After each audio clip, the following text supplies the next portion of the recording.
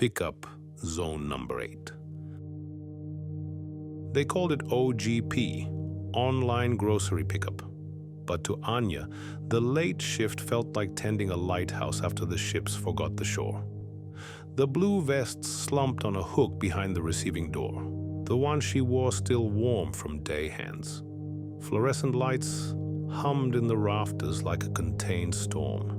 Beyond bakery and coolers, the far bay opened into a staging area of plastic totes labeled cold, ambient, frozen. Mop water, Freon breath, the sleepy carousel of the PA, customer assistance to fabrics, lapsing into a hush that made you listen for the next breath. On nights like this, she loved the order of it. Pull sheet, scan UPC. The little zebra handheld chirping in praise when a substitution pleased the algorithm. Lists that could be completed. A life that clicked from tile to tile. The app's clock, though, had been twitchy all week. When she signed in, the timestamp flashed the wrong date, October 31st, 1933, before correcting itself to October this year. Once, the NCAP TV and electronics burped a holiday loop that read, Holiday 2033 pre-orders open now. A glitch, surely. The wall calendar in the break room hung on October with 3 days missing, torn along a jagged breath. Earl said, a pallet. Jack did it. Nobody moved the thumbtack. She pulled her phone from her vest and opened the voice recorder she kept tucked behind half a dozen grocery apps. Mama, she said in a whisper, partly to practice the shape of the word in a new country, partly to mark herself as real. I'm okay. It's quiet. The price of milk is... She paused, smiled at herself, stopped the recording without sending it. She preferred lists to calls. Lists stayed where you put them. Outside in the lot, 7 pickup spaces glowed pumpkin orange, each with a blue sign, a number, a call button. 7 moons for the morning to make ordinary. Slot 1 had the best light. Slot 7 sulked near the garden center, always colder. Past slot 7, there was nothing but the service road that slipped along the building to the docks and the old trees, and a row of houses gone shabby with time. People said one of those had belonged to the Dana family, the ones who set a Sunday table and then didn't come back to eat. The porch light, they said, burned a week after the police left because no one knew which switch fed it. That night, the orders started strange.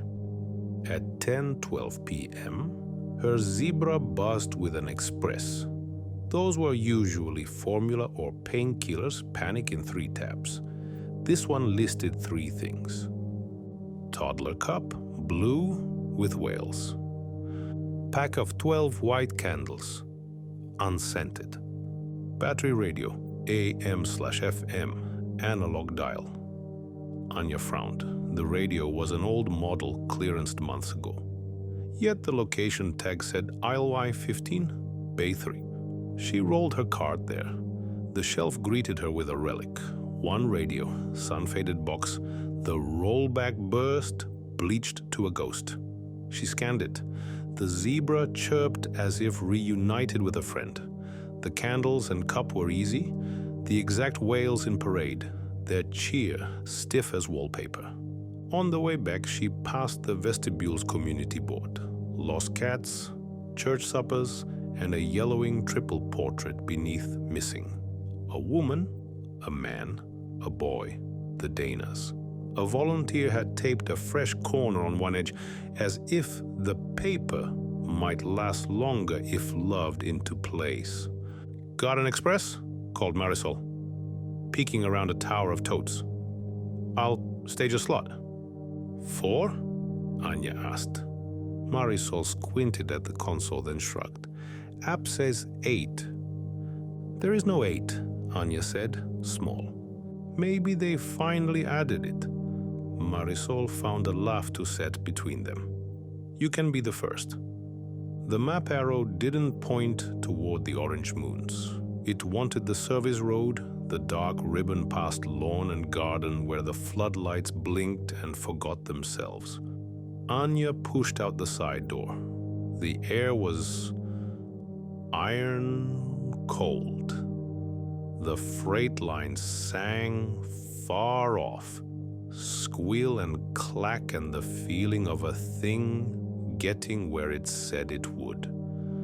She followed the arrow, past the wire walls with their ghosts of plastic pools, past a cinnamon dumpster, sweet even now, past receiving, where Earl smoked when the dock plates slept.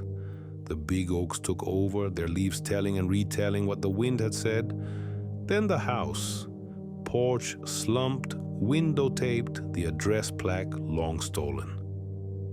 Pickup zone number 8 was the strip of curb directly before the steps. Her app chimed. You have arrived. If you weren't looking, you'd miss the sign. Square aluminum, the exact Walmart font, the starburst flower. 8, screwed to the post with care. She put the tote on the bottom step. Order for Dana, she said, because that was the name on the confirmation. Her breath ghosted. Behind the taped dark window, a room held its inhale. The porch light coughed, flared, steadied. The radio in its cardboard cradle clicked on. Static climbed toward speech. She set it on the rail. The red eye of the analog dial stuttered between stations until it caught a woman's hum. A voice under a blanket at the end of a day. Not words, a cadence the body knows anyway. Her zebra vibrated. Delivered. Slot 8, a green check, bloom delicate as frost. Beneath it, thank you. Back in the store, she called it a glitch so it would stay small. She pulled the next orders. The app thumbed her like a patient pulse. At 11:36, another express slammed into the board. This time, a memory nested as groceries.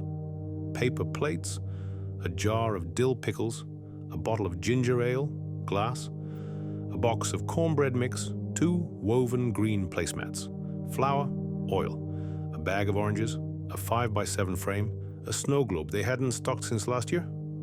Hers was the last, sulking behind novelty candles. The ETA field jittered, ASAP yesterday, then settled on now. She loaded everything. As she passed electronics, the big screens hiccuped Holiday 2033, then blinked back to sports. The PA clicked, then her own voice washed the ceiling. Thank you for waiting. She froze.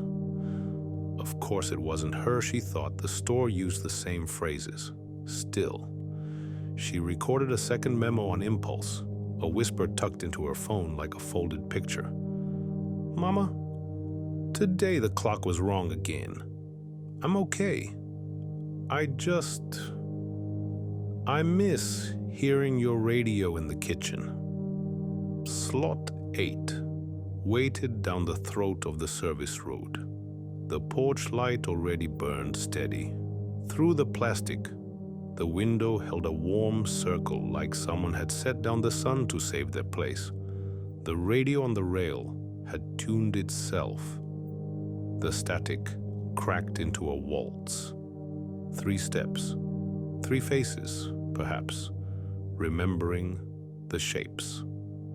Anya set the bags down.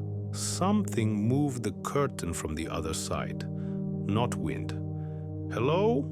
She said. The word folded under the porch roof and came back heavier.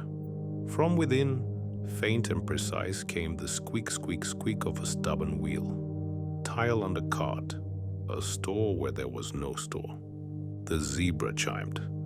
Delivered. Slot 8, then. Sorry about the wait. The message field glimmered like a shallow lake. Is somebody... She didn't finish. The radio changed stations without moving. Her phone in her vest pocket buzzed and impossibly played back her own unsent memo in a whisper, not from her speaker, but from the radio on the rail. Mama, today the clock was wrong again. I'm okay. I miss hearing your radio in the kitchen. Her eyes filled in a rush that embarrassed her. She wiped at them as if she could tidy grief like an aisle. At 1:31 a.m., with the store falling into its heavy drift, freight on break, bakery portioning tomorrow, receiving turned to hush. Her zebra sang a tone she'd never heard. The screen unfurled, a single order tile like a letter deciding to be opened. Order number WAL 2033-10-31-0008. Pickup slot 8. Name Anya L. Items 1. Cremation urn, marble white, engraving. We kept a place. Payment. Voice on file. Her first thought was ridiculous. We don't sell that. The second was a picture. Her mother at the old apartment window, watching a street she renamed River to survive it. The third was bone simple. She had always paid with voice. Thank you for waiting. No substitutions. Have a good night. Little coins into the dark. The app offered no cancel, only mark delivered, pulsing like breath. Outside, somewhere in the house, a chair was moved. Someone set a table for one more. The door opened. It didn't moan like dead wood. It swung like a door that had learned a family's hand. Warmth breathed out. Cornbread and lemon cleaner and the alchemy of hot sugar. A woman's voice, clear now, not radio, spoke from the hall. Anya? It said her name with the mouth that raised her, the vowels softened by a country the app could not know. Her foot found the first step. Up close, the porch boards looked mended. The tape around the glass looked like neat caulk her father never found time for. She stood there with every exit open and already chosen. Why me? She asked the warm light. Because you came when we called, the woman said. Because someone always brings what's needed. Because you keep lists. Behind the woman stood a man with a dish and a boy in socks, World Cup in hand. The radio on the entry table was the one she'd scanned, humming a station full of summer birds. On a side table, the 5x7 frame waited empty for a face. On the kitchen tile, something turned, squeak, squeak, squeak, like a wheel deciding to go straight. Anya looked down at the zebra. Mark delivered pulsed. Payment. Voice on file. She touched the screen. The handheld chirped. A thermal slip of paper warmed her palm with a receipt no printer owned. Delivered. Anya L. October 31st, 2033, 1:38. Slot 8. Note. We kept a place. The porch light inhaled and steadied as if drawing from a grid older than wires. Come in, said the woman, eyes shining with the everyday ache of finally. We set a place. Anya stepped over the threshold. The first breath inside tasted like flour and a song your body half remembers. The hallway walls showed their history honestly. Thumbtack kisses, smears at kid height, a pencil line marking a birthday, the date written twice, the second in a hand that meant to fix time with attention. The boy claimed his chair with solemn joy, whale cup tapping like a metronome. The man set down the dish the way people set down a loved name, careful, scented.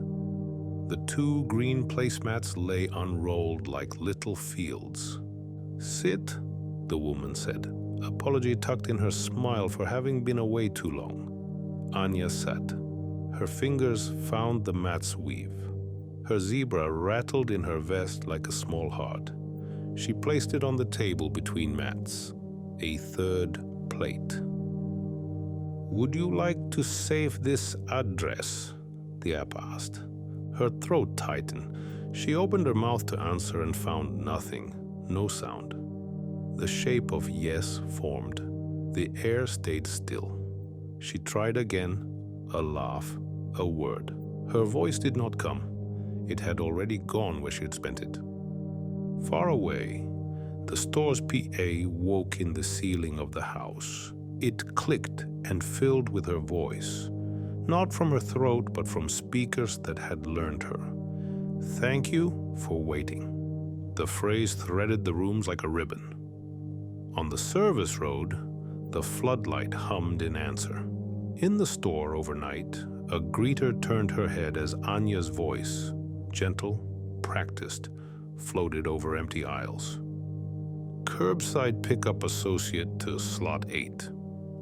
The woman's eyes widened, then softened with understanding like water, finding a familiar rut. "We had to pay too," she said, almost shy. "We set a table and the world asked what it cost. We gave our names to the dark. You gave your voice to the light." The boy raised his cup. "To Anya," he declared, and the ginger ale bit sweet and clean when she sipped. She cried, and it tasted like being alive. She touched yes to save the address. The porch light flared. Across the street, another lamp woke, then another, a row of candles on a cake. The radio flipped stations. Her unsent memo spoke once more, but this time the ending wasn't hers. "Mama, I'm okay," said her own voice through static. Then the sound of another woman answered, older, the shadow of the same vowels. "I hear you." Anya tried to laugh again. The sound that came wasn't sound. It was the PA above the bakery, above lawn and garden, above the empty registers saying in her voice and not in her voice, "We appreciate your patience." She looked at the door. The threshold held like a sentence. "We'll keep it," the woman said, nodding at the empty frame. "We keep what we set for. That's how houses remember. That's how streets do." Anya reached for the frame. Her fingers shook. She could not speak. She did not need to. The zebra's blue tile glowed, then settled, then glowed again. Address saved. Morning showed up indifferent and generous. Slot 1 through 7 blinked awake in the parking lot, orange signs, ordinary as fruit. The greeters traded a joke and rolled a cart of returns into guest services. In OGP, Marisol frowned at a stubborn express she couldn't clear, scrubbed it from the board and found it again, ghosted at the bottom with a date she didn't like to read twice. October 31st, 2033. By noon, Asset Protection sifted through the previous night's motion clips and found a still they did not call the cops about. A clean aluminum square, reading 8 on a post that no camera had captured the day before. Earl, smoking by the dumpsters, watched a domestic light push a thumbprint of gold against the trees where the service road bent. He watched it until it felt like remembering, and then told no one. On the dock, the label printer hiccuped a thermal strip that hung dumb from its mouth like a tongue. Marisol plucked it free and went cold under her vest. Delivered. Anya L. October 31st, 2033, 1:38. Slot 8. Note: we kept a place. Payment, voice on file. She folded Anya's vest once and laid it on a chair. She didn't throw it in the bin. Some things you keep like salt. That evening, a new hire heard the old legend. A family set a Sunday table and forgot how to come back. Their porch light wouldn't choose a side. Sometimes a slot appears in the app that the parking lot doesn't hold. Slot 8. If you see it, the old hand said, don't assign it, or do. Depends on the kind of person you are. If you park after midnight beyond the garden center and turn off your engine, you can hear, faint as a coin on tile, the squeak, squeak, squeak of a wheel asking for oil. If you stand by seasonal long enough, the store seems to grow a window onto a different street. A porch with a new mat, a radio on the rail, a square sign that matches Walmart's font, too perfectly to be real. The PA will click with no one on the mic, and a woman's voice will wash the aisles with a practiced gentleness. Thank you for waiting. Curbside. Pickup associate to slot 8. The voice is not in the throat of any worker. It lives in the wires now, steady as the hum of the freezers. Sometimes when the intercom sleeps, that voice hums a kitchen song your mother used to play. Every so often, a blue tile appears on a handheld and disappears before a thumb can catch it. Slot 8. Tap it, and your map will draw the service road like a finger remembers a scar.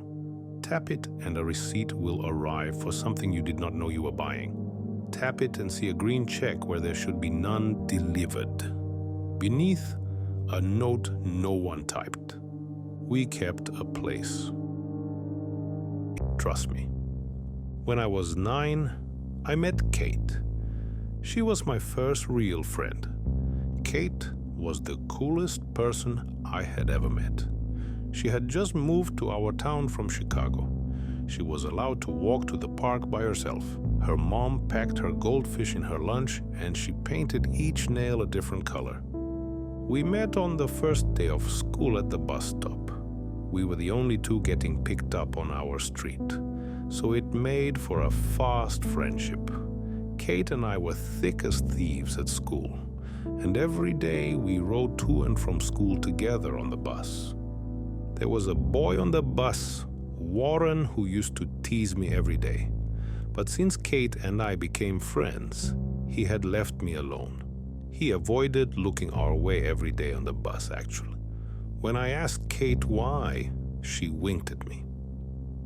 We had a little chat, me and Warren, she said. Now, whenever Warren looked my way, she called him Smurf Head because of his blue baseball cap he wore every day, which always garnered a laugh from our peers. She was my protector, and every day, Kate always invited me over after school. My mom always said, no. I don't know Kate's mom. If I meet her mom, then maybe. She would respond every time I asked. Mom, please. Kate is so cool. I bet her mom is cool. I would whine. Then she would walk to me, wrap me in a hug, and would whisper into my hair. I don't know her.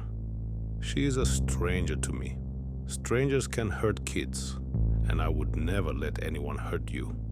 I would never forgive myself, she would say.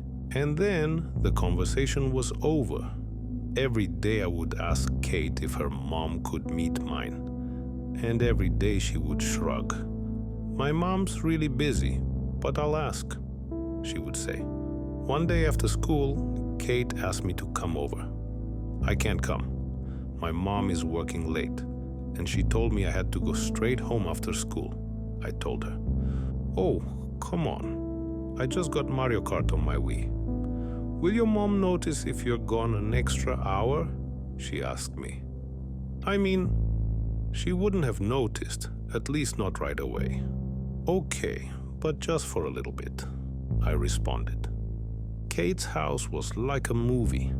big fluffy couches, a big TV with every gaming device you could think of, and a kitchen with snacks pouring out of the cabinets. We played games and laughed, and I ate so much that my stomach hurt. I asked Kate if her mom was home, and she nodded and pointed towards a door. She's in her office. It's in our basement. I'm not supposed to bother her, but if you need something, I can send her a text message, she replied. Oh, no, that's okay. What does your mom do as a job? I asked. Kate shrugged, eyes locked on sending a red shell in our game. I don't know. I know she does meetings all day. She's always talking, she told me. Okay, it's been an hour. I should go home, I said, throwing my wrappers in the trash can. What? We are just getting started. Stay for another race, she pleaded. Kate, I started, I'll make sure you're home before your mom is. Don't you trust me? She asked. I don't know, I said, glancing at the clock on their microwave. Hey girls, a cool voice said from the hallway. Mom! This is Anna. Can you call her mom and ask her if she can stay longer? Kate asked. Kate, my mom doesn't even know I'm here, I whispered at her. Kate's mom's eyebrows rose at me as she shut a door behind her. Well, we should tell your mom where you are. If you give me her number, I will call. I will let her know how persistent Kate can be. I will even ask if you can stay for dinner. I smiled shyly. Okay, thank you, I told her. Kate's mom called mine, and my mom was apprehensive. She said she was on her way over to pick me up, and maybe I could stay for dinner another time. When my mom got to Kate's house, she was mad at me at first. Young lady, you know the rules, she whispered at me at the front door. Hi, I'm Kate's mom, Kate's mom said as she floated down the hall. She reached out her hand to shake my mom's, and once they connected, she looked at my mom with her head tilted. Have we met before? She asked. My mom shook her head slowly. I don't think so, my mom responded coldly. Kate's mom apologized to her and offered her a glass of wine, and they bonded over being single mothers, apparently. You never know who you're sending your daughter to, I understand. Kate's mom told mine before we left. On the way home, I asked if I could go over to Kate's again. My mom was quiet and then nodded. I was thrilled. Kate told me that her mom and dad were never married, but that she sees him sometimes. I told her how I never knew my dad. My mom said that when she got pregnant, my dad wanted her to get rid of me, so she ran away. She said she was afraid of him or his family finding me and trying to hurt us, so she changed her name. Maybe that's why she was so protective over me. Who knows? Soon, my mom was calling Kate's mom to ask if I could stay at their house while she was working late, which was normally once a week or so. Kate and I had so much fun together. She had the coolest room, all purple, a huge backyard with a pool, and every movie on DVD, even the Bratz movies. We could go anywhere except the basement, because that's where her mom worked. One night over dinner, I asked Kate's mom what her meetings were about. Nothing very interesting to you girls, unfortunately. I see patients downstairs where I have a private entrance through the side of the house. I give people advice, kind of, she said. She looked as if she was weighing her words carefully. What kind of people? I asked. Crazy people, Kate chirped. Kate, not appropriate. her mom scolded. "Anna, they are just some people who need some extra help. We all need that sometimes, right?" I nodded like I understood, but I didn't really. When I got home, I asked my mom about it. "It sounds like her mom is a therapist," my mom told me carefully. "What does a therapist do?" I asked, eyes wide. They meet people, listen to their problems, and try to help them with their problems, I suppose," she said, tucking my blankets around me. "Like you do for me?" I asked her. She laughed softly. "Yes, honey, like I do for you," she says warmly, kissing my forehead and turning off my light. "Mom?" I asked in the darkness. "Yes, my dear," she responded. "Kate said her mom helps crazy people," I said slowly. My mom is quiet for a moment, then laughs softly. "Good night, sweetheart," she said softly into the room, before closing the door. The next day at school, our teacher told me that Kate had a stomach bug, so I was alone all day. School was a dud without my best friend. I passed the time by drawing a picture of us as Mario Kart drivers. I even made Kate's car purple, her favorite color. Our teacher had given me her assignments to drop off to her, so I figured this picture would cheer her up. That afternoon on the bus, Warren was acting like a terror, and I was without my armor. "Hey, Anna, where's your friend?" He sneered into my ear. I ignored him. He tugged on my ponytail. "Hey, I asked you a question, loser!" he yelled, gaining the attention of everyone nearby. "Leave me alone, Warren," I said firmly.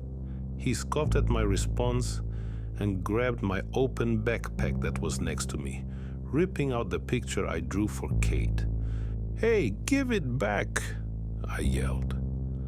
Warren laughed at my picture, making fun and passing it along to his friends. "I worked hard on that. Give it back," I said shakily, losing my confidence. "You're right, Anna. I'll give it back," he said, smiling. Warren held it out to me, and just before I could grab it, he ripped it in half. Once, twice, then until it was in pieces. I gasped as I watched the pieces fall to the floor. "There you go," Warren said sweetly. I felt the tears well up in my eyes, but I turned around. Warren continued to tease me the rest of the way to my stop, but I ignored him as best as I could. When I got off the bus, I let the tears fall as I began to turn right to walk towards my house. Then I remembered I had Kate's homework, so I sighed and turned around to stop by her house first. When I got to her house, her mom greeted me at the door. "Anna, I hear you're on a homework delivery," she said cheerfully.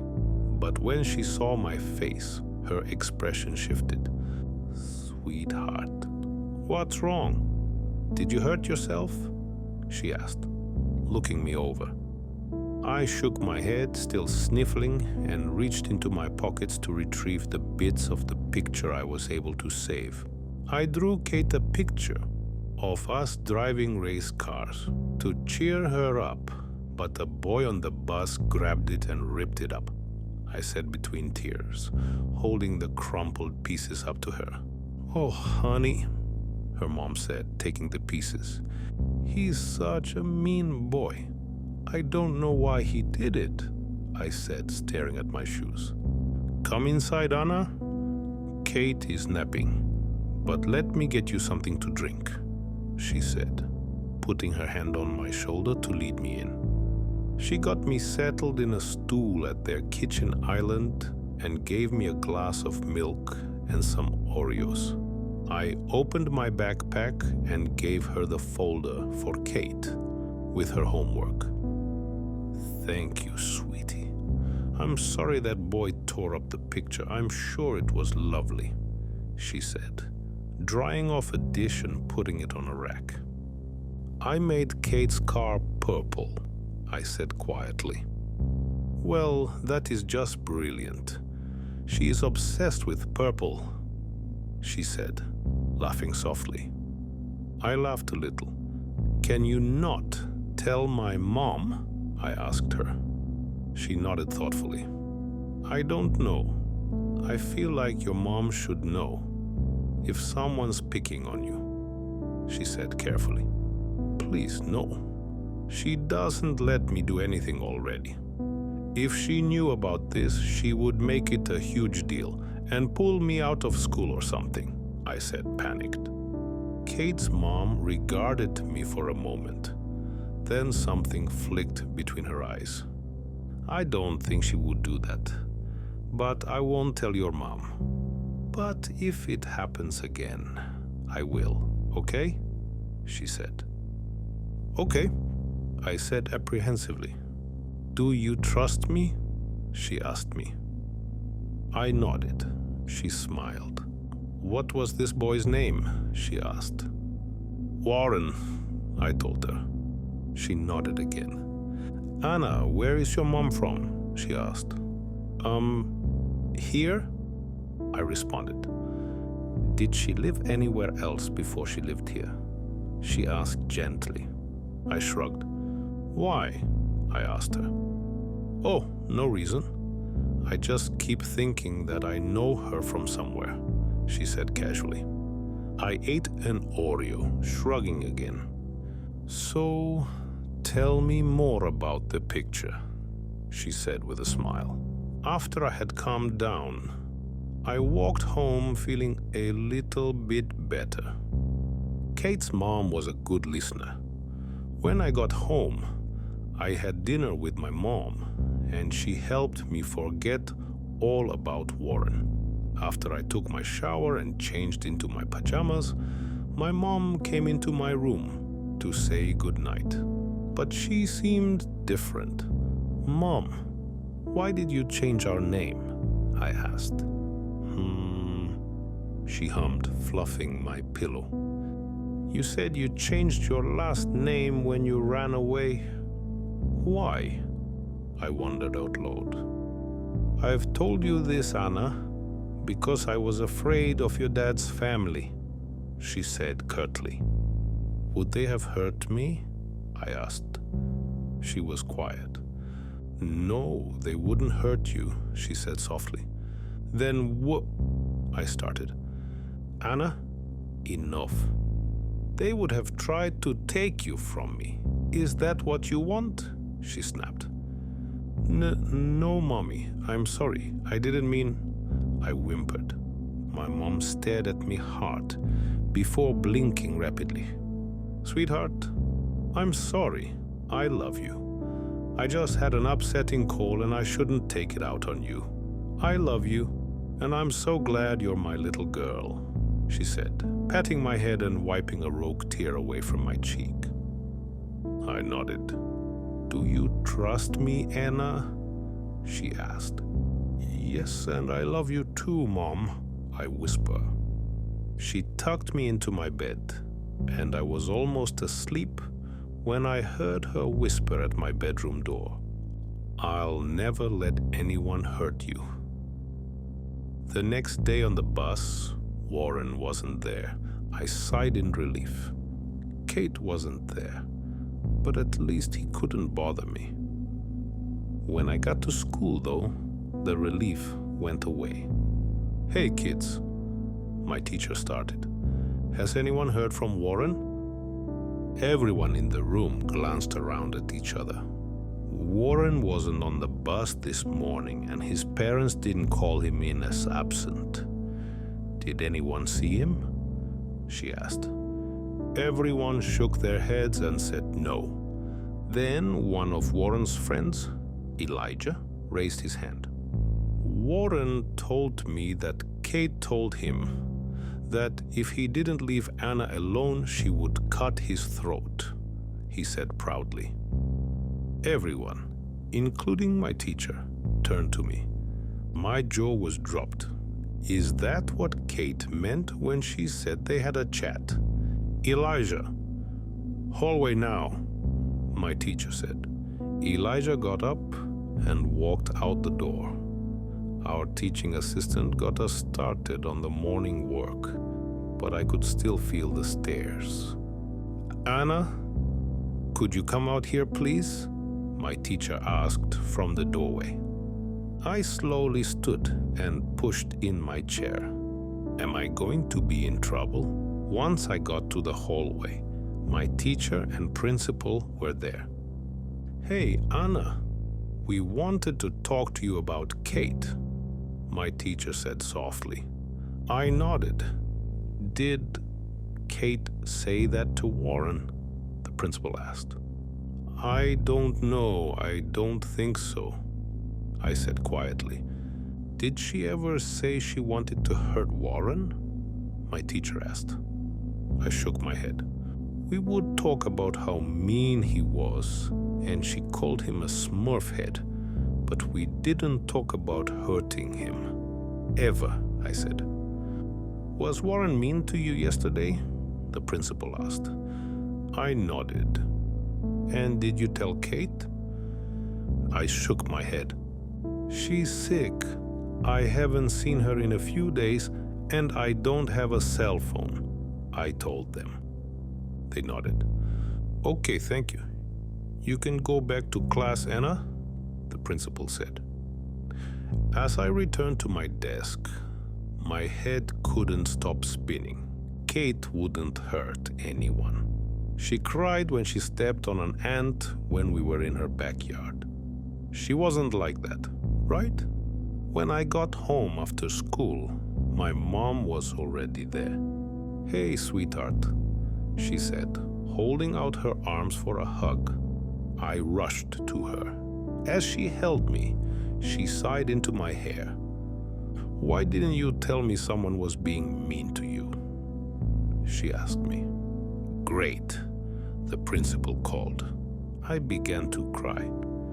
Because I didn't want you to take me out of school.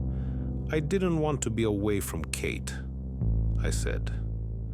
Oh, Anna? Kate's your best friend. I would never separate you two, she said. After my mom and I talked, I called Kate on our house phone. She answered on the first ring. OMG, were you arrested? She asked immediately. I was glad she was feeling better. I told her all about Warren being missing and about my meeting in the hallway. They kept asking me if you would hurt Warren, I told her. I know. They called my mom and asked her the same thing. My mom keeps security cameras in our house, though, and said she would be happy to show them I was sound asleep all night, and that I haven't left our house in 3 days. She laughed into the phone. Did you say that to him, though? I asked. Say what? She asked me. That you would cut his throat if he didn't leave me alone? I said slowly. Kate was quiet for a moment. I did say that, but I wasn't serious. I just wanted to scare him, she told me. I sighed. Kate, I started. I'm sorry, but it worked. He left you alone except for yesterday, when I wasn't there, apparently, she responded. I paused thinking. How did you know he was mean to me yesterday? I asked her. My mom, she said. Your mom told you? I asked, feeling my cheeks heat. Well, no, but I heard her talking about it on the phone, she said. I was quiet for a moment. I think she was talking to your mom, Kate said. My mom? I peered around the corner, making sure she wasn't there. I heard the shower, so I had a few minutes. She called my mom? I asked. I think so, yeah, she said casually. My brain felt fuzzy, and I looked back and forth around my kitchen. Anna, my mom called someone else this morning. She asked them about your mom, she said. What? I asked, bewildered. I think it was someone from her work. Apparently there was someone with your mom's name who went crazy 10 years ago. She killed her college boyfriend and vanished. I guess my mom studied the case at school or something, she said, way too casually. They had my mom's name? I asked. Yup, she said, popping the P, at least her first name, and I guess she kind of looks like her. How weird is that? I was silent on the other end. Anna? Kate asked. I'll call you back. Just a second. I replied blankly and hung up the phone. I don't know what pulled me to it, but I needed some air. I walked out into our garage, which was mostly used for junk. I pressed the button to open the giant door when I paused. As the light came in, something caught my eye, the blinding blue of a baseball cap. I could feel my chin start to wobble as I walked towards it. I picked up the cap and looked at the inside label. Warren was printed on it. I dropped it like a hot stone and turned towards the door to the house to see my mom standing there, drying her hair with a towel. Mom? I asked. She shook the towel through her strands and tilted her head at me. I won't ever let anyone hurt you, sweetheart. Not now. Not ever. Don't you trust me? It had been 3 days. 3 days since I saw the bright blue baseball cap in our garage, confirming my suspicions, confirming that my mother, the one who tucked me in with a kiss every night, the one who cut my crusts off my sandwiches, she hurt that boy. She probably killed him. I was too scared to ask. After I discovered the abandoned hat of my former bully/classmate, Warren, my mom gave me a big hug.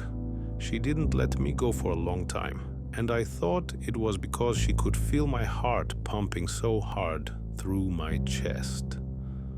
I'm so happy I could finally tell you, my sweet Anna, my mother said. Brushing the hair out of my eyes, I blinked at her slowly. I just hate that I've kept this part of me away from you for so long. It feels good to tell you, she said casually, tossing the towel she was using to dry her hair in the laundry room. I still hadn't spoken.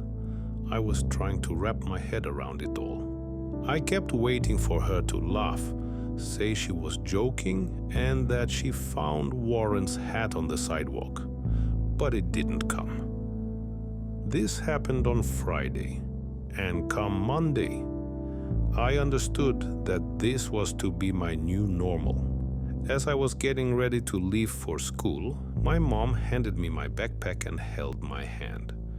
We crossed the front doorway together, but her hand lingered on mine before I could cross our front lawn. Now, I hope you already understand, but you can't tell anyone about Warren, okay? She said sweetly. Well, that should be easy, since I didn't actually know what happened to him. Okay, I said quietly. I mean it, Anna. No one. Not your teacher, your classmates, not even Kate. Things would get really bad for both of us, she explained. Both of us? I asked. She smiled at me sadly. Yes, both of us.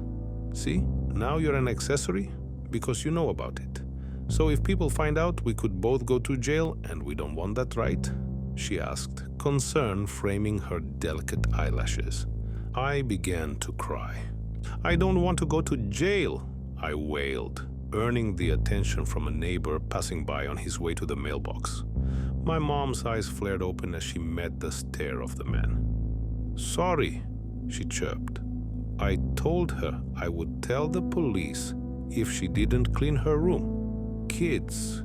She forced out a loud laugh, and the man smiled and waved his hand at us. She waited until he was out of earshot before she leaned close to my ear. Her presence felt like ice on my skin. "Anna, do not do that again. Do you understand?" She seethed, squeezing my hand tightly.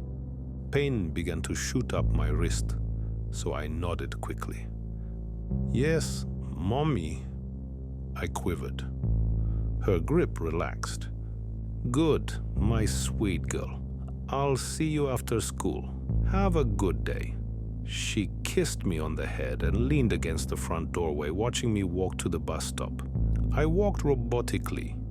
My mind was occupied with what my mother could have done to Warren, and what else she was capable of. When I turned the corner for the stop, I am greeted with rainbow nails and shiny bracelets clinking together. "Anna banana," Kate hollered and raced to me. Her arms enveloped me in a hug, and she was already babbling about everything she watched on TV while she was sick. She was rambling about a TV detective named Olivia Benson when she noticed I hadn't said anything. "Anna, what's wrong?" she asked, tilting her head to the side. I started to cry for the second time that morning. Big sobs escaped me as I put my hands over my face to mask the sound I was making. "Anna!" Kate whisper-shouted, before holding me close to her. But I was crying so hard I couldn't get a word out. "Anna, it's going to be okay." "Should I call your mom?" she asked. "No," I sobbed, causing her eyes to widen. She looked at me, puzzled. I couldn't lie to her. "I need to talk to your mom," I said, hiccuping on my last few tears. Kate nodded slowly. "Okay, let's go," she said calmly. We turned down the other way from where I came from and walked towards her house. We didn't say anything to each other, but Kate held my hand the whole way there. When we got to Kate's house, she pushed open the door and called for her mom right away. From the kitchen, her mom's head poked out, her face laced with confusion. "Girls, what's going on?" she asked us. "Anna said she needed to talk to you," Kate said, all her usual confidence gone. Once her mom's eyes settled on my face, she rushed to me in a hug. "Anna, what's the matter?" she asked kindly. I was quiet for a second, rubbing tears out of my eyes, and I looked at Kate's terrified face. Her mom caught on immediately. "Kate, can you go to the kitchen and get Anna a glass of juice?" she said, turning to her daughter. Kate nodded quickly and bolted out of the foyer. Her mom leaned in closer to me. "What's wrong, sweetheart?" she whispered. I stammered. Kate's mom just patiently waited for me to gather my courage. "I think my mom hurt Warren," I whispered. Her face did not change. She didn't seem surprised at all. "Why do you think that?" she asked. "I found his hat in our garage, and my mom said she was happy that she didn't have to hide who she was anymore, and that I couldn't tell anyone," I whispered. Her face still didn't change. "But," she said, "if I told anyone that I was accessoried and that I would go to jail too because I knew," I trailed off, the tears coming back. This time, her face did change. It was quick, but her eyes filled with anger. Just then, Kate returned with a cup of orange juice. "Here you go, Anna. I brought you some tissues too, Kate said, holding out crumbled tissues to me. Let's go watch a DVD, girls, Kate. Let Anna choose, her mom said calmly. What about school? I asked. I'll call them. We are going to have a girls' day instead. Is that all right? She asked. Yeah, I'm never going back. Kate cheered as she brought out every Barbie DVD she could find. We'll see about that, Catherine, her mom said as she walked to the front door and flipped all 3 of the locks on it. She crossed back into the living room and picked up the house phone. I'm going to go into my office and call the school to let them know. I'll be right back. But do not answer that door to anyone. Okay, girls? Kate's mom ordered. We both nodded, and she opened the door to the basement and disappeared. I wasn't in the mood to pick a movie, so Kate picked the one called Barbie, the Princess and the Pauper. When the iconic song of the movie came on, Kate started to sing it, but I didn't join in as I usually do. Are you sure you're okay? She asked me. I nodded. Just some stuff with my mom. I'll be okay, I responded. She shrugged and shifted her attention back to the screen. About 20 minutes later, loud banging began on the front door, causing Kate and I to jump. Who is that? I whispered. Kate got up and ran to the kitchen, grabbing a knife from the block next to the stove. What are you doing? I demanded. I don't know. I saw Olivia Benson do it, Kate whispered back. Anna, open the door. My mom. I began to shake as I walked to the door. Anna, Kate whispered. My mom said not to open the door. But it's my mom, I said sadly. Okay, just wait, Kate said quickly. I looked at her. Let me get my mom first. We can't undo the top lock anyways. It's above the door, she said. She took out her phone and sent her mom a text. We heard the phone ping downstairs. Just wait for a second. I'm sure your mom is fine, Kate said reassuringly. As if we both just realized, we turned towards the front door. The banging had stopped. Kate walks to the door and peers out the windows surrounding it. Your mom isn't out there, Kate informed me. What? Where did she go? I asked, pushing past her to look for myself. Kate didn't lie. My mom wasn't out there. Kate took out her phone and fired off another message to her mom. We heard another faint ping from below. Maybe she's on the phone, I offered. She would message me back if she was, Kate said, looking over her shoulder towards the basement, knife still in hand. Maybe we should go check, I said, gently taking the knife from her and walking to the door with her in tow. She nodded. As we opened the basement door, I heard a sound that didn't sound like talking. It sounded like an animal, like when my mom hit that stray dog with her car last year. It moaned and whined until animal control came for it. As we walked down the stairs, I realized the sound wasn't an animal at all. As the basement came into view, I saw a large space with a desk and comfy couches, and Kate's mom tied up on one of them. Mom! Kate screamed as she ran to her mother. Oh my God! I yelled, racing after Kate. Kate reached her first and was trying to undo the phone cord binding her mom's hands and feet together. Girls, her mom whimpered. It's not safe. Go. Get help. Please. Kate's eyes filled with tears as she continued wrestling with the cords. I'm not leaving without you, she said between sobs.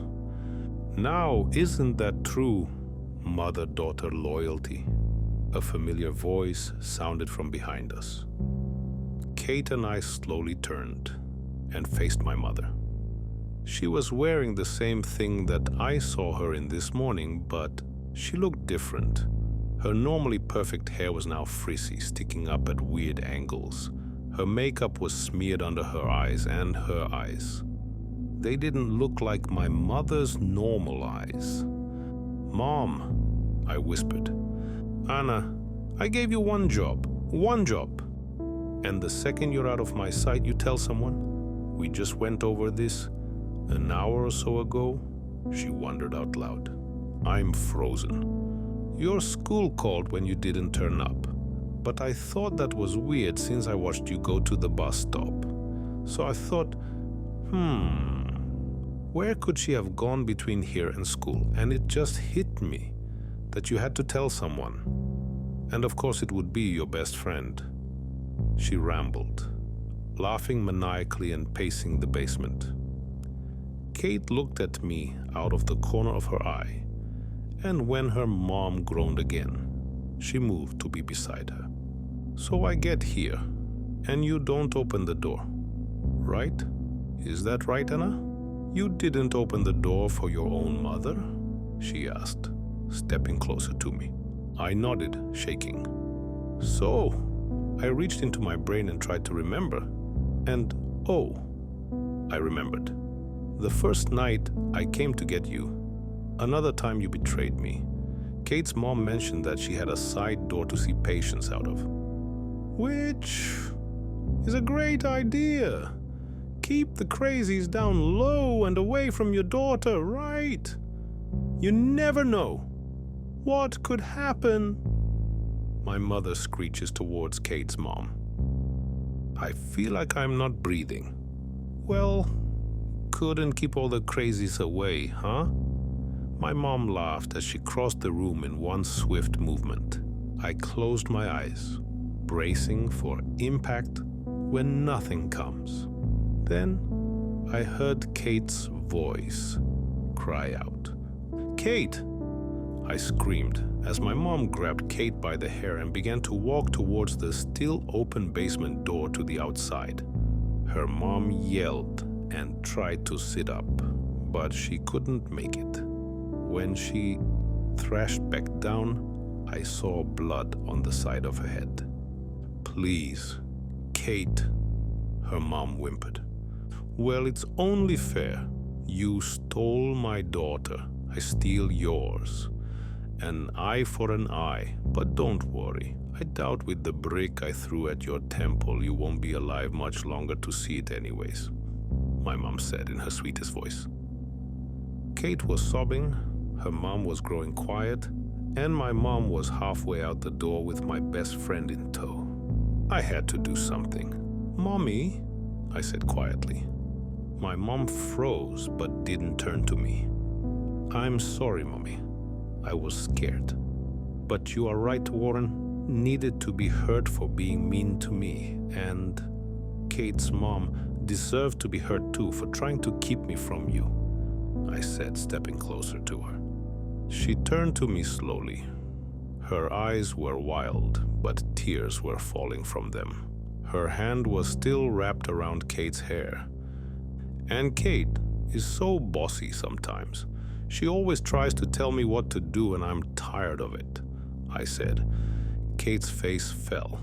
"Maybe we need to hurt her too," I said softly. My mom's face grew into a wide grin as she tossed Kate on the floor and wrapped her arms around me. "Oh, my sweet Anna, I could never stay mad at you. I'm sorry we fought," she said into my hair. I hugged her back as tightly as I could, because I knew this would be the last time. "I'm sorry too, Mommy," I whispered. Then I pulled the kitchen knife out from behind me and stabbed my mom in the stomach. Her eyes went wide as she looked down at her sweater, turning the cream color to red. I'm sobbing now, and still holding onto the knife. She looked back up at me, and her mouth opened like she wanted to say something, but nothing came out. "I love you, Mommy. I love you, Mommy. I love you, Mommy. I love you, Mommy," I whispered until she collapsed on the floor. I couldn't stop the crying as I picked up Kate's discarded cell phone and made my own call. 911. "Where is your emergency?" 10 years later. "Don't wait up," I called through the apartment as I grabbed my phone and keys. "Oh, I won't," Kate's voice sounds from her room. She steps into the living room wearing an all-sequined dress, putting on lip gloss. "Are you sure, you don't want to come?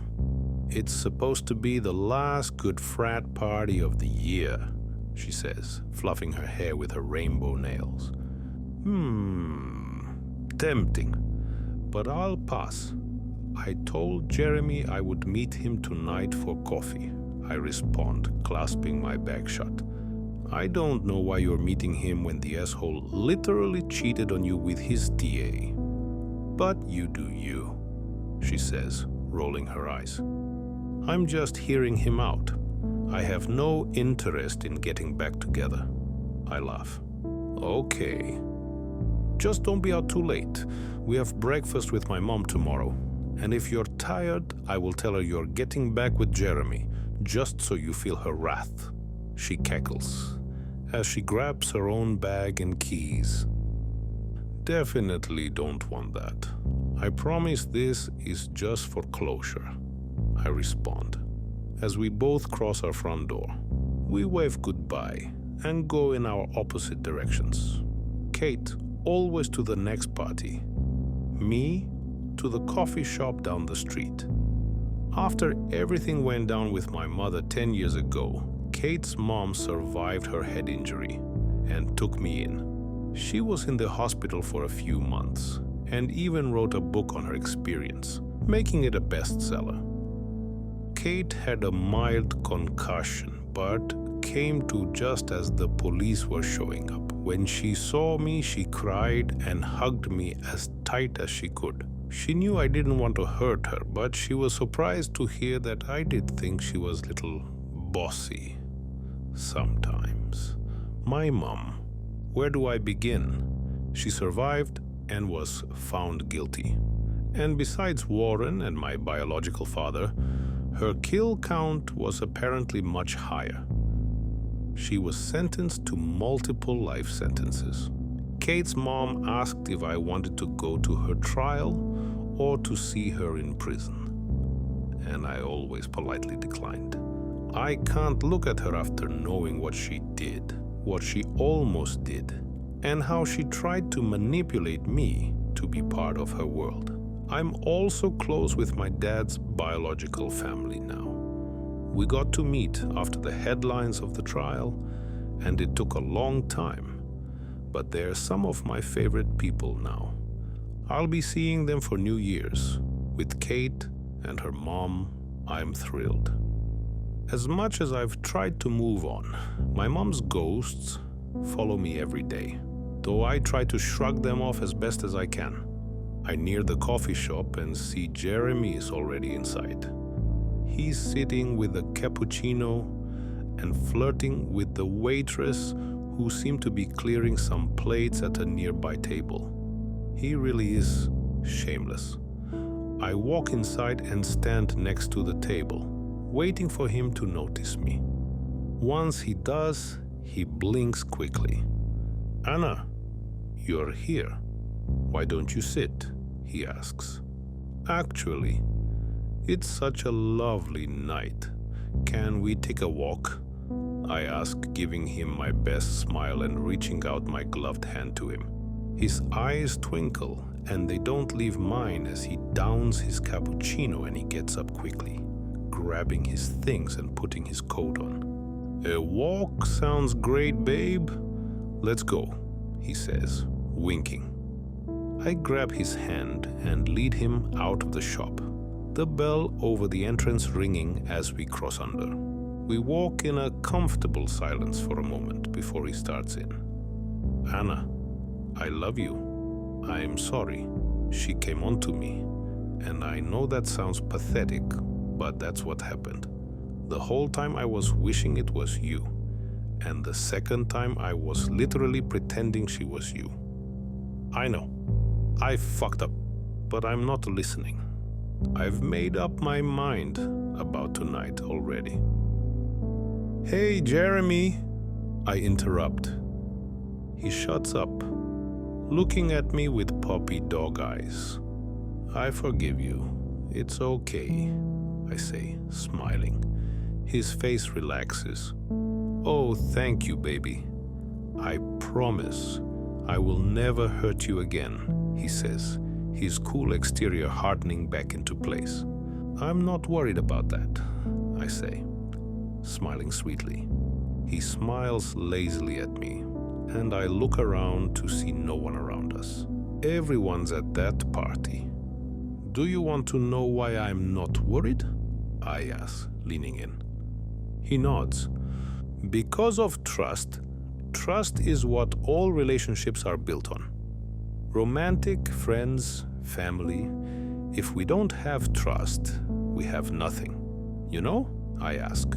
He nods again, but his brow furrows. So I guess, Jeremy, I just have one question for you. I whisper.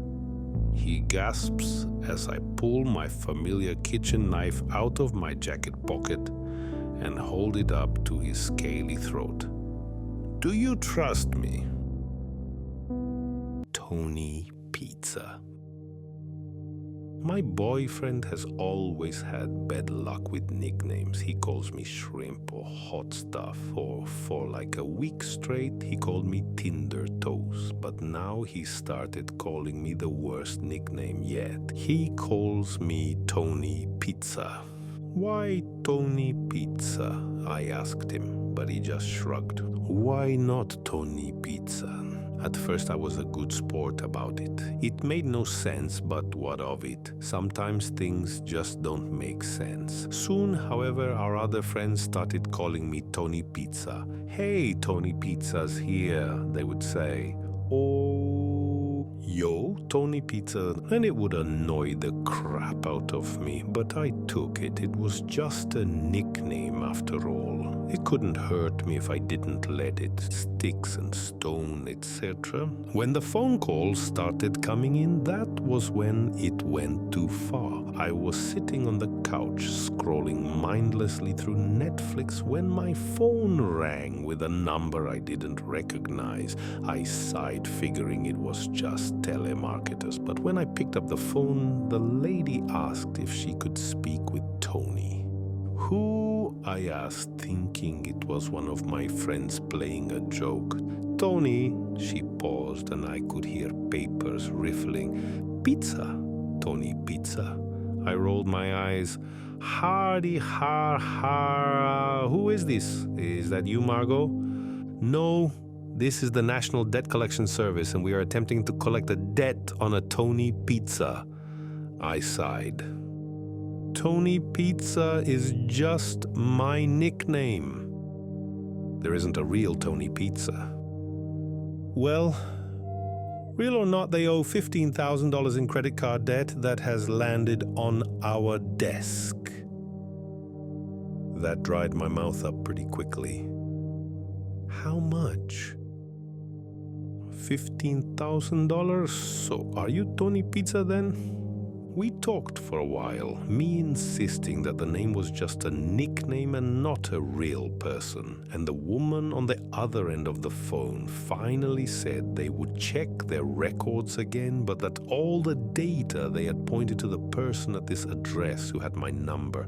I hung up on her after assuring her that I would try to get my boyfriend to call them, and called his cell phone. This was a little more than a weird nickname nickname now, and if he was trying to stick me with a bunch of weird debt, then I wasn't going to play ball. He had been distant lately, this man who had once professed such love for me, and I sensed him pulling away the last few times we had been close. I should have sensed it before now, but I was always a little slow to pick up on others when they were preparing to go.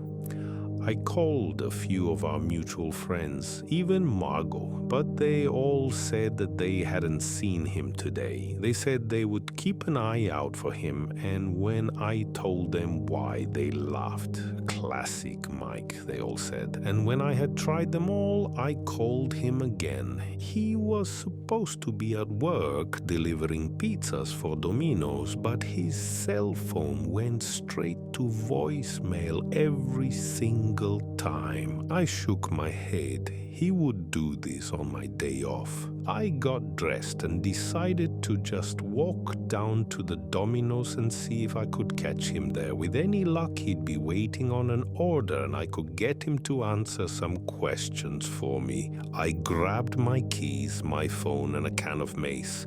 You can't be too careful these days, right? I was walking past the manager's office when Mr. Dubry stuck his head out and called my name. I just wanted to discuss the rent on the other unit with you. It hasn't been paid in 2 months and I'm getting a little impatient. I raised an eyebrow. Other unit? What other unit? He shuffled some papers around before finally finding the one he was after. Unit 402, rented out to a... He shook his head.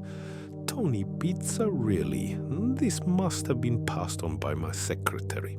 Regardless, it has your address as the primary address, so it must have been you or Mike. I ground my teeth together. Now he was getting apartments with that stupid name too. This was all becoming a little much. What was he up to? When I found Mike, he had a lot of explaining to do. I'm gonna find him right now, sir. Let me ask him what all this is about, because I haven't rented any apartment other than my own. I headed out then, the manager telling me to let him know what I discovered, and I left the complex in a heated state. I was going to find him and give him a piece of my mind. He was going to answer for this if it was the last thing I did. I had been worried that he was planning to leave me, but stealing from me and using a stupid nickname he had given me to do it was a step too far. I made it to Domino's, but as I walked in, I had to stop myself from throwing my phone at the guy manning the register. Hey, it's Tony Pizza. Save it, Damien. Where's Mike? Damien scratched his head, one of his dreads bouncing. Dunno, he never showed up to work today. Somebody did show up looking for you, though. I lifted an eyebrow. For me? Who would come here looking for me? The cops, Damien said. You must have passed them on the street because they were just here. That made me nervous. The cops didn't just start looking for you for no reason. What did they want? They were asking about you, wanted to know if anyone had seen you. They said they were looking for someone named Tony Pizza, and you're the only one I know with that name. I felt like screaming. Tony Pizza, Tony Pizza, Tony fucking Pizza. What the hell was happening today? I hated that stupid nickname, and now it seemed to be following me everywhere. Was this some kind of elaborate joke that Mike was playing? If it was, it wasn't funny. I was getting pretty tired of this, and what's more, I was beginning to feel afraid. This was all starting to feel like some kind of Twilight Zone episode, and I was ready to turn the channel. You told them that's not my name, right? You let them know that it's just a nickname so they wouldn't keep roaming around looking for some mook named Tony Pizza. Damien looked at me oddly for a minute before answering. I meant to, but it's the weirdest thing. I couldn't actually remember your name. I don't know if I mentioned it was a nickname either. I did give them you and Mike's address though, so they might be waiting for you at home." I shook my head and walked out, telling him I supposed I would go home and wait for the cops, then couldn't remember my name. Damien and I had gone to high school together. He had known me since elementary school, though I wouldn't say we had ever been friends. He was a burnout, but I didn't think his memory was that bad. As I walked up the sidewalk, my phone rang again with a number I didn't recognize. It turned out to be another bill collector looking for Tony Pizza. Tony owed this agency about 12 grand, nothing too crazy, and I let them know that I wasn't who they were looking for. They seemed pretty sure I was, but I didn't have time to play with them. I hung up on them, but I had no sooner gotten my phone back in my pocket when it rang again. This one was from a parking garage a couple of blocks from the apartment, calling to let Pizza Tony know that his car was going to be towed if he didn't come to pick it up before the end of the day. So now it was cars too. Mike was really pushing it now, and if the police were at my apartment, I was going to let them know about it. The cops were pulled up outside my apartment complex, and when they saw me, they asked if I was Tony Pizza. I scoffed. "Do I look like Tony Pizza?" One of the cops was a big-bellied, good old boy type, but the other one was a little more professional, and he put a hand out to stop his partner from getting angry. "Sorry, I'm Officer Page, and this is Office Gardner. We're looking for an individual who may be connected to a crime. Do you have a moment to speak with us on the matter?" I agreed, and we stepped into the lobby of the complex so they didn't have to interview me on the sidewalk. We received an anonymous tip this morning about a suspect who left the scene of he weighed his words, a pretty nasty crime. There was no description of the suspect, but we were told they heard the individual call the person Tony Pizza the night before. I sighed. That's impossible. I was in my apartment all night last night. Officer Gardner started to say something, but Officer Page cut him off. Is there anyone who can verify that? I thought about it and shook my head. Mike had worked late last night and I had been home alone until he gotten there about 11. He had taken a shower and gone to bed. After kissing me on the top of the head, he had said, "I love you," which made me feel a little weird because he hadn't said it for about 2 weeks by then, but I had said it back and put it out of my mind. It was one red flag among many, and I was starting to see them now as they piled up. No, I guess my boyfriend could, but I can't seem to find him. I gave them Mike's information and they wrote it all down as they asked me more questions. What did I do for work? Did I own a car? Did I own a gun? On and on and on until I finally asked what exactly they were looking for. They said they couldn't really tell me about that, but as Officer Gardner looked at the information I had given him about Mike, I saw him poke Officer Page and whisper something to him furiously. Officer Page crinkled his brow, nodding before turning back to me. You said your boyfriend, Michael August, came home last night around 11. Yeah, he kissed me on the forehead and went to bed. I don't know what time he left for work, but he was gone when I woke up. I heard the jingling of cuffs as Officer Page reached for his restraints. I am sorry, but I need to detain you until we can get this figured out. I took a step back and I saw the small twitch as his free hand reached for his weapon. Don't do anything foolish, please. We just need to detain you for our own safety. You aren't being charged with anything yet. We just have to follow protocol." I submitted. I didn't seem to have much of a choice, and I found myself being led to a nearby squad car as I heard the manager ask if they wanted to see the apartment.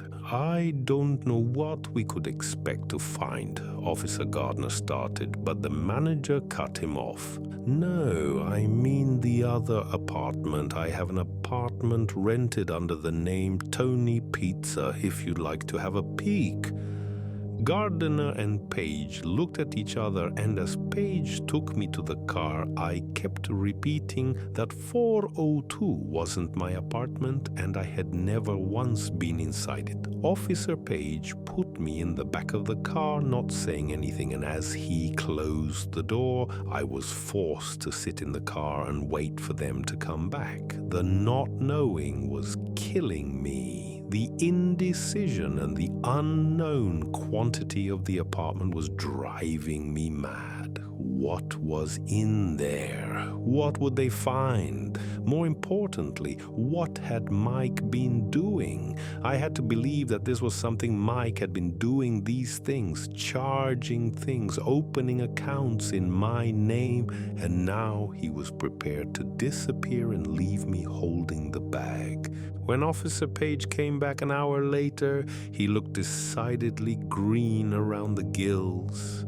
"I need to search you," he said, arming sweat off his face. "We're taking you to the station. I imagine there will be a lot of questions.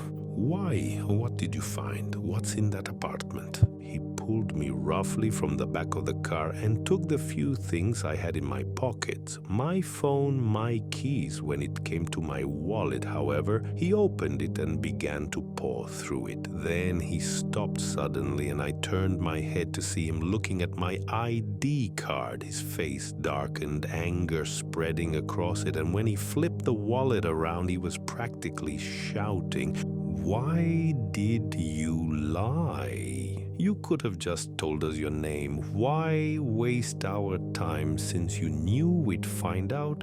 He had it so close to my face that I had to crane back a little to read it. But when I did, I felt my own face crinkle in confusion. Instead of my name, the ID card read Tony Pizza. It was all a blur after that. They took me in, booked me, and I was suddenly the prime suspect in 5 murders. All of the victims had been killed in their homes by someone with a knife, and trophies had been taken.